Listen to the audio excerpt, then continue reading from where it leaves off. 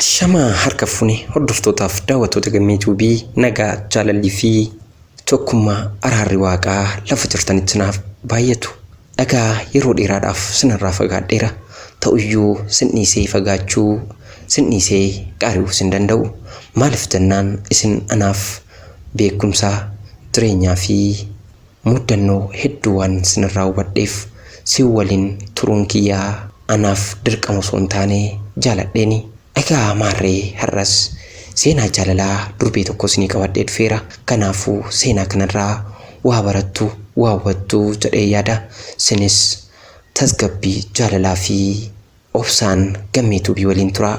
Gammeetuubii like, share fi subscribe gochuun dagatinaa. Ani maqaan kiyyaa Alam Kumaati. Kan hin dhaladhee guddadhee godina Shawaa Lixaa naannawaa magaalaa Ambootti yeroo ani ijoollee turedha. Abbaan koof haati koo wal lolanii kan walii kanii. Sana booda obboleessi kiyya hangafaa na biratti baratta natu si guddisa jedhee Finfinneetti na fudhate. Gaafan gara Finfinnee dhufu umriin kiyya waggaa 8 ture. Obboleessi kiyya kun haadha manaa qaba. Isaan bira waggaa 2 akkuma taa'een haadha manaa isaa kanaan walii galuun dadhabee isaan bira taa'ee barumsa jalqabee turus haalli manichaa natti ulfaachaa waan deemeef mana obboleessa kiyyaa kanaa bahee deemuufin murteesse. Yeroo kanaaf Finfinnee keessa mana obboleessa kiyyaa kanaan ala eessayyuu nama kamuu hin beekun ture. Wanti murteessee bahee garuu manichumaa deemuu qaba jedhee waan yaadeef malee kallattii kamitti eessatti fi eenyu bira akkan deemu waan adda baasee bahee hin qabu. Dhagaa cuftuu irratti fanxoo jedhu mitiiree kan ganama abbaaf haadha kunarraa fudhate ergan guddadhees abidda koo natti dukkaneessee jireenya kiyyaa gaadii godheet na takaalee. Yeroo sana reefuun umriin koo waggaa 10 keessa seene uffata kiyya qabadhee calliseetuman bu'aa aspaaltiirra deemaa ture. Yeroo kana dubartiin tokko isan bu'aa deemu na argitee na dhaabdee na gaafatte. Ani garuu ishee amanuu hin dandeenye. Tarii waan na gochuuf laata jedhee sodaadheen dhiisee deeme. Isheen garuu na biraan hafne. Maal taate jettee na gaafatte. Ittan hime. San boodaa hin boo'in ani magna keenyattiin si fudhee galaa naan jette. Yoo barbaadde abbaa fi haadha koo bira teessee baratta yookaan ammoo fira keessii barbaadeen si geessa naan jette. San boodaa gara mana maatii isheetti na fudhattee galte. Anis maatii haaraaf jireenya haaraa eegaluuf keessa kootti osoo hin karoorsiinan jireenya kana eegaluuf itti deeme. Egaa manni ishiin na fudhattee deemte Finfinnee naannoo Shiroo Meedaa jedhamuun beekamudha. Manni maatii ishee yeroo mana isaanii ga'u abbaa fi haadha isheetu jira ture. Isheen waan hunda isaanitti himtee maatiidhaan wal barsiifte. Abbaa fi haati ishee baay'ee gammadanii fuula ifaadhaan ture kan isaan na simatanii.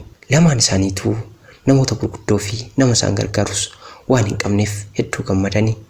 Akka intala isaaniitti akkana guddisan barumsa kiyyaas akkana barsiisan waadaanaaf galanii jireenya haaraa isaan biratti tokko jedhee jalqabee barumsa kiyya barachuun jalqabee. Yeroon barumsaa deebi'u ammoo abbaaf ammaa gargaara. Isaan akkuma abbaa kiyyaa fi haadha kiyyattan ilaala. Isaanis akkuma intala isaaniitti na jaallatu turani. Kutaa 2 hanga 8tti isaanuma bira taa'een baradhe. Booda mana barumsaatti dorgommii fiigichaatu ture. Isarratti dorgomee mo'adhe. Fedhii fiigichaa kun na keessatti dabalaa waan deemeef shaakala jalqabeen. Booda mana barumsaa irraa darbee kutaa magaalaa Gullallee bakka bu'een dorgomaa ture. Usuman kanaan jiru guyyaa tokko magaalaa Adaamaatti dorgommiin waan tureef isarratti hirmaachuu deemeen kufadhee kufe. Lafee miila kiyyarraa miidhamee miidhaan hamaa waan narra ga'eefis yaaliin baqaqsanii hodhuu waan naa taasifameen anis yaalameen fayyee. Ergasii leenjisaan kiyya kanaan booda fiiguu akka hin dandeenye waan natti himeef hawwiin karaa ispoortii fiigichaatiin qabadhee karaatti hafee. Abdii kanan irratti godhee ture fiigicharraa addaan ba'uu kiyyattis baay'een arra'e baay'een gaddee. Saniin alatti immoo namoonni na guddisan kunneen maanguddoota soorama ba'an waan ta'aniif waanuma mana kireessan irraa argataniin na jiraachisaa jiru. Kanaaf jecha maalifan isaan irratti ba'ataa biyya Arabaa deemee isaanis nan gargaara. Ergasii as deebi'een barumsa kiyya ammoo bakka dhaabirraatti fufa jedheen murteesse. Abbaa koo mariisisee jennaan akkam barumsa baradhu fedhii qaba ture. Garuu immoo erga deemuu malee jettee deemi jedhee naaf eeyyame. kan hin deeme Beerut ture. Beerut ergan gahee mana namaa hojjechuun jalqabe waggaa 3 haaluma gaariidhaan nagaaniin hojjechaa ture. Maatiin bira taa'us hedduu gaarii waan turaniif homaa naan hin jenne seeraan na kunuunsanii. Warri ani bira taa'u sun mucaa dargaggeessa qabu ture. Guyyaa tokko maatiin mana deemnaan humnaan qabee na gudeede. Wanti ta'ee kan haadha isaatti himaachuufis nan sodaadhe. Yeroo isaa wajjin wal'aanu surra ture kan nama madaa'e fuula koo irratti argitee na gaafattee ture isheen. Ani garuu dubbachuu waan natti ulfaateef madaa kiyyaa sukkummachaan isheedhaan dhokse. Mucaan isaanii kun ergasii mana baay'ee badee gara biraa jiraachaa ture. Achumaan guyyaa tokko baay'ee na dhukkube. Na hoqqisiisa ture jechuun olla deebisa jechuu kiyya. Hojjechiistuun kiyya mana yaalaan si keessaa anaan jettee na futee deemte. Waan qorannoo mana yaalaa akkan ulfaa ta'ee ibsa ture. Hojjechiistuun kiyya tun hedduu rifatte. Eenyurraa ulfoofte? Waardiyyaa karra eegurraayii naan jettee na gaafatte. Itti mundidee jalaan callisee. Boodarra isheen mudditee na qabnaan dhugaa jiruttan hime. Mucaa keetirraan ulfaa'in jedheen isheen kan amanu hin danda'u naan jettee natti iyyite. Mucaan ishee kun manaa bahee gara biraa jiraachaa waan tureef bilbiltee waamtee gaafatte. Innis eeyyee dhuguma jedhee amane. Hojjechiistuun kiyya kun amma waan tokko gochuu qabda naan jette. Gochi kun waan maqaa kiyyaas kan ilma kiyyaas balleessuuf amma mana yaalaa deemtee dhala kanaa of keessaa baasuu qabda naan jette. Ani immoo yoo barbaadde wachumaan na ajjeesi yookaan gara biyya kiyyaatti na ergi malee akka nan godhu jedhee tan dide. Mucaan ishiitis daa'imni kun haa dhalatu nan guddisan jedheen. Ergasii yeroo firoonni ishee dhufan akkan gad hin baane natti himtee ji'aan guute. Gaafan ji'a ta'uu fi ulfi koos baay'ee guddachaa deemu asitti da'uun qabdu. Kana boodaa gara biyya keettan si erga naan jette. Boruma ganaman tikkeetti kuteen si erga jettee na muddite. Erga akkas ta'ee si'a tokko bilbila na bilbilchiisi jedheen warra na guddisan abbaa biratti hin bilbile. Rakkoo waan na muddateef boru gara biyyaa dhufuufin jedheen abbaan baay'ee rifate. Fayyuma ta'e naaf kootuun talakoo buufata xiyyaaraa si eegeen si fudhadhaa naan jedhe. Egaa garaan nama dhales osoo akka garaa warra na guddisee kanaatti naaf karroora ta'eetii maal qaba ture. Uumamni namaa akkuma bifti isaa gargar ta'e haalli namaa yaaduusaa fi haalli namummaa isaa gargarii. Isaanis egaa namummaatu itti dhagaamee akka dhala isaaniitti na ilaalani. Egaanis galgala yeroon buufata xiyyaaraa boolee ga'u abbaan konkolaataa kireeffatee na fudhachuuf dhufeera. Buufata xiyyaaraa keessaan yeroon gadi ba'u okkuma na arguu ni rifate. Kan duran dhungatu na dubbisuu didee lafa laalee osuma nan dubbisiin konkolaataa kireeffatee dhufe keessa seenee shiroo meedaa mana isaanii keenye. Guyyaa sana abbaan hedduu akkanatti gadde natti dhagaame. Gaafa sana waan naan jedhe yoomiyyuu hin dagadhu. Ani kana miti kanin sirraa eegu. Ani kanan sirraa eegu akkati guddattu, akka mana bitattu, akka konkolaataa bitattu ture. Ani akka ilmoo kiyyaattiin si guddise. Ati immoo baattee natti dhuftee na salphiste naan jedhe. Manas keenyaan dallaneet mana jibbee. Kanaan booda mana kiyya dhiistee ba'uu ni dandeessa naan jedhe. Hamma kana obboleessi kiyyas maatiin kiyyas jiraachuma kiyyeeyyuu namni beeku hin jiru. Abbaan na guddisee kun barumtaasaa manaa na arguu barbaadee ture. Garuu haati kiyyaa haati na guddiste kun haateessu yoo xiqqaatee hamma daa'ima kana deessutti nu bira turte. Sana booda baatee manaa barbaaddattu jettee naaf falmite. Booda warri ollaa keenyaaf dhufanii biyya Arabaa yeroo deeman wanni akkanaa ni muddata. Intala keessan sintu guddisee eessatti ariitu jedhaniin jennaan hanga da'utti akkan isaanuma biroo turu naaf eeyyamanii. Abbaa faati kiyya isaanuma waan ta'eef ani yeroo miindaan kiyya ba'u jalma jalaaniin isaanumattan erga ture.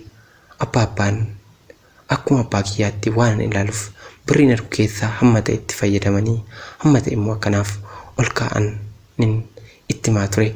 Waan hin qabu isaanumattan ergaa waan hin tureef gaafan dhufu ani maallaqa humaan qabuun ture. Isaan maallaqa waggaa 3 walakkaa isaaniif ergaa ture. Mana isaaniif ittiin haaromfatan akkan ani yaade maallaqa ergirraa naaf ol hin geenye. Hunduma isaa uuma isaaniitiif itti fayyadamaniiru. Mooraa isaanii keessaa kutaa tokko naaf kennanii hanga danda'utti achi ture. Akka tasaa mooraa sana keessatti kireeffatee kan galu hakimni tokko ni jira achuma mana keessatti yeroo hunda'u akka tasaa isatu na gargaare ijoollee dhiiraa lakkuun da'e galata rabbii. Ergasii ji'a tokkoo fi torbee lama yeroon guutuu amma deesseertaa bakka barbaadde deemuu dandeessa jedhanii mana isaaniitiin na baasanii kana booda ija kee arguun barbaadu bakka barbaadde deemuu ni dandeessa naan jedhe. Namni ani akka abbaatti ilaaluu fi maallaqa kiyya kana waggaa 3 walakkaa isa argaa ture akkanaan na gaggeesse. Daa'imman lakkuu 2 kan ji'a 2 illee guunne qabadhee bakka deemuu wallaalee lafatu natti dukkanaa'e. Guyyaaf halkan adda baasuun dadhabe. Namni ollaa keenya jiraatuu fi kotobee hojjetu tokko waan jiruuf maqaa isuma kiyyaatti himeen naannoo sana akkanaaf barbaachisu godhe. Booda karaa namaatiin eessuma kiyya kana bilbilaan argadhee waan hin keessa darbee fi keessa jiru hundumaatti hime. Alagaan yoo si gate ani dhiiga kiyya singatu daa'imman kee qabadhuutii koottu yoo rakkannes wachumaan rakkanna naan jedhe. Sammuun koos boqonnaa argate. Ijoollee koo lakkuu qabadheen isa biratti gale. Sana booda isaan daa'ima kiyya naaf qabu. Ani immoo guyyaa guyyaa mana namaa deemeen uffata miiccee daa'imman kiyyaaf daabboo bita. Eessumni kiyya kun anaa fi daa'imman kiyya kana baay'ee gargaare. Yoo rakkadhee na wajjin rakkata. Egaa alagaa gaafaa golfaa fira gaafa golfaa jedha Oromoon. Gaafa isaan hin jirre ijoollee koo lakkuu kana tokko fuulduratti tokko immoo duubatti baadheen lafa hojiifaa deema. Namoonni yeroo na argan hojjettuu faranjii wayitii naan jedhu. Kaan ammoo osoo akkas taatuu biyya Arabaa kanatti xalaata keenya Gibxi irraa diqaalaa deessee diina nutti guddisti naan jedhu. Hundumaa dhagayeetuman bira darbaanii ijoolleen koo abbaa isaaniitti waan baaniif lamaan isaaniituu bifaan adiidha. Namoonni tokko anaaf qofaa osoo hin taane daa'imman kiyyalleen waan haamlee tuqunatti dubbatu. Waggoota 6 gidiraamaa keessa darbeen ijoollee koo ammaan ga'e. Jireenyi koo hedduu gaddisiisaadha. Yeroo humna dhabee haamleen koo na bu'u ijoolleen koo dhokadheen mana cufadhee bu'a. Waaqni maaliif qoonsa kana hunda keessa na oofe jedheen gadda. Abbaan ijoollee kiyyaa wajjin quunnamtii hin qabnu. Ijoollee kootiif haatis abbaanis anuma. Amma garuu ijoolleen koo guddachaa amma dhufan waa'ee abbaa isaanii na gaafatu. Eessuma koo kan amma isa bira daannee jiru kanadha. Abbaan keessaniin jedhaan nuti adiidha. Abbaan keenya maaliif gurraacha'e jedhanii immoo na gaafatu. Kunis rakkoo biraa natti ta'eera. Namoonni karaatti yeroo nu argan ijoolleen faranjii warra Gibxifaa nuun jedhu. Nuti Itoophiyaanota miti jedhaniifaa kan na gaafatan kun natti ulfaatee jira. Amma ijoolleen koo barumsa jalqabaniiru. Namoonni na gargaaran tokko yeroo argaman uffatan bitaaf. Anis mana namaa hojjedhee waan humni koo danda'e guutaaf hin jira. Ijoollee koo waaqatu naaf kenne. Dararaa hamaa keessa darbus ijoollee koo yeroon ilaalummoo waan hundumaa nan dagadha. Baay'een gammada. Egaa wanti nani jedhu hedduudha. Wanti nani keessa darbee hanga dubbadhe kanaa oli waan hedduu danda'ee waan hedduus baadhee har'a waggaa 7 lakkoofseen jira. Dhaamsin obbolaa kootiif qabu yoo jiraate jireenya nani keessa darbirraa ijoolleen biyya kootii yoo dandeessan biyya namaan deemina. Biyya ofiitti irratti rakkatanii jiraachuu wayya. Waan maatiin isin gorsu dhagahaa. Itoophiyaa irratti hojjettanii buddeena nyaachuu kan ga'u hin jiru. Wanti biyya ofii ga'u hin jiru. Ani osoon biyya koo jiraadhee waan kun hunduu narraan ga'u ture. Yoon iyeelleen asitti ollaatu naa dhaqqaba. Yoo dirqama biyya Arabaa kana deemuu qaba jettan immoo of eeggannoo godhaa. Qoricha ulfa ittisu fayyadamaa of eeggannoodhaaf. Namni nuun tuqu jettanii of hin dagatinaa. Biyya namaatti yoo miidhamtes uma wanti ati gootu waan hin jirreef biyya gaafa baamu yookiin nuuf darba yookiin nutti darba jenneeti murteessinee kan deemnu of eeggannoo godhaa. Yoo rakkoon isinirra ga'e dafaa gara biyya keessaatti deebi'aa malee murteen taane hin murteessinaa. Kanaaf egaa anarraa waan baay'ee barattu waan baay'ees hubattu jedhee yaada. Yaa obbolaa koo wanti ani keessa darbee waan kana qofaan xumuramu miti. Garuu har'aa ani ijoollee koottan gammada. Fayyaa ta'u koos waaqa galannaa ga'u har'aarra gahee jiraadhee ijoollee koos argee hiyyoomuyyuu boruu akkanaaf darbee jijjiirramee guyyaa biraa arguu abdiin qaba. Ana obboleettii keessan Alam Kumaatii Horaa Bulaa Deebanaa. Tolegaa daawwattoonni gammachuu fi seenaa obboleettii keenya kanarraa waan baay'ee barattu. Obboleettiin keenya kun har'a kan ishiin argamtu biyya abbaa ishii magaalaa Finfinneetti. Namoonni gargaaruu barbaadanis barbaaddanii gargaaruu dandeessu. Rakkinni akkamiin nutti dhufa, akkamiin waan akkasii kun uumama jechuun waan hin danda'amne, waan haga xiqqoodhaaf yookiin naaf darbaa yookiin natti darbaa akkuma isin jette sana ta'ee keessatti waan tasa uumamu. Kanaaf nutis of eeggannoo haa taasisnu. Rabbi lafa isin jirtanitti isin tiksee waan yaaddan waan karoorsitan asin yaada qabsiisuun dhaamsaaf argaa kooti. Har'aaf xumureera. Gammee tuubiitti yeroo kamuu yaada keessan qooddadhaa. Horaa bulaa deebanaa. Gammee tuubiidhaa Oromiyaarraa.